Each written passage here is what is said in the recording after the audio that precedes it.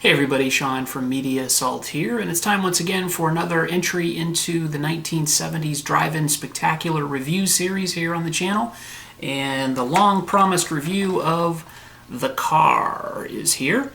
And this is from 1977. This was directed by Elliot Silverstein and features James Brolin and Kathleen Lloyd, as well as Kim and Kyle Richards, who some of you hopefully don't know are from the Real Housewives of Beverly Hills, and I had to look that up, so I don't know it either. This is a wonderfully goofy movie about a possessed car, and it takes place in the apparent backwoods of Utah, if you want to call it that. It's more like an open desert.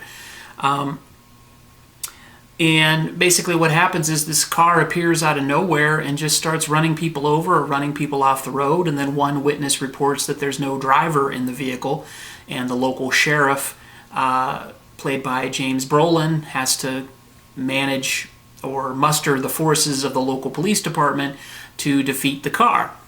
That's pretty much about it. And this obviously is not the first possessed vehicle movie. It's probably not going to be the last. Some notable entries into the possessed vehicle field are, of course, Killdozer, Christine, Maximum Overdrive, which is one of my favorite bad movies from the 80s. And there's a new one that I haven't seen yet called Super Hybrid, which apparently is about a high-tech hybrid vehicle that becomes self-aware. It's not necessarily possessed, but it turns into a killer vehicle. It sounds terrible, so I'll probably end up seeing that. And what I usually do in these drive-in spectacular reviews is highlight the really tacky, schlocky, stupid, or cheesy moments in these movies, and this has some. Not as many as I had remembered or thought there would be in this movie. I had seen this when I was a young kid. I probably was about 10 or 11 when I saw this.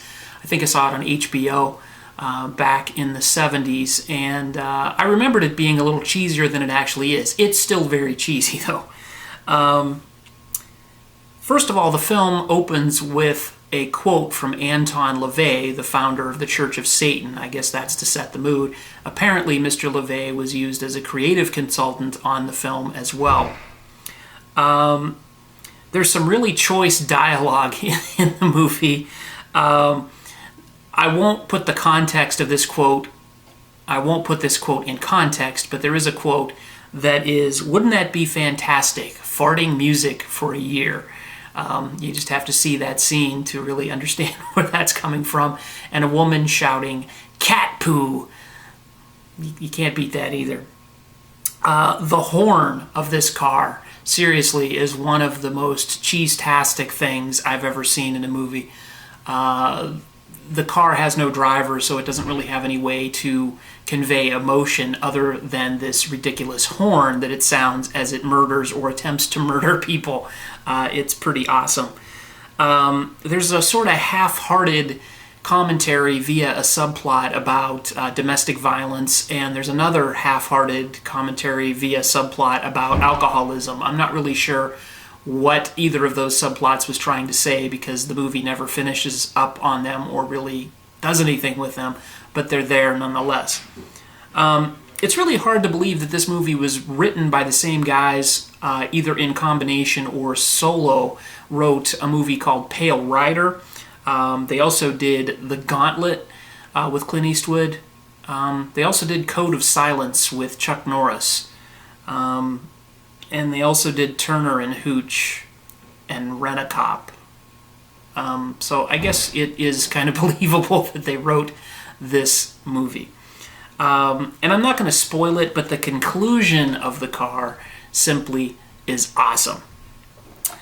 This is the type of movie that wouldn't get made today, much less distributed. This would probably, if it were made today, it would probably be made as a sci-fi, Saturday night movie with a lot of CGI and a lot of terrible acting. The acting here actually isn't that bad. It's not great. James Brolin does what he can with the role.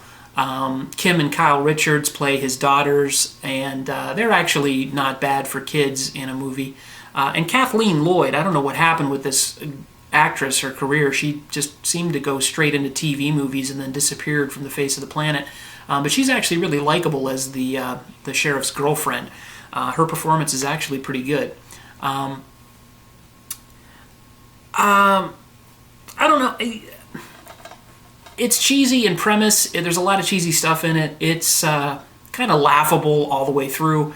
I didn't enjoy myself as much as I thought I would watching the car. I enjoyed it, but not quite as much as I thought I would. So I'm going to give it a 7 out of 10. Actually, I'm going to go with a 6.5 out of 10 in terms of its cheese factor for the 1970s Drive-In Spectacular. It's good, it's enjoyable, but it's not quite what I thought it would be.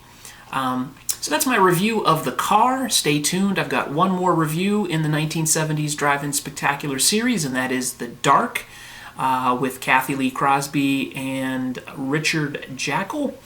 And that's from 1979. That's up next. Stay tuned for that, and stay tuned for my January pickups video, which should be coming soon. And as you can see, I've got a new backdrop here. I got some new shelving for my Blu-rays, DVDs, and games and stuff. So I hope you like that. So thanks for watching, everybody, and take it easy.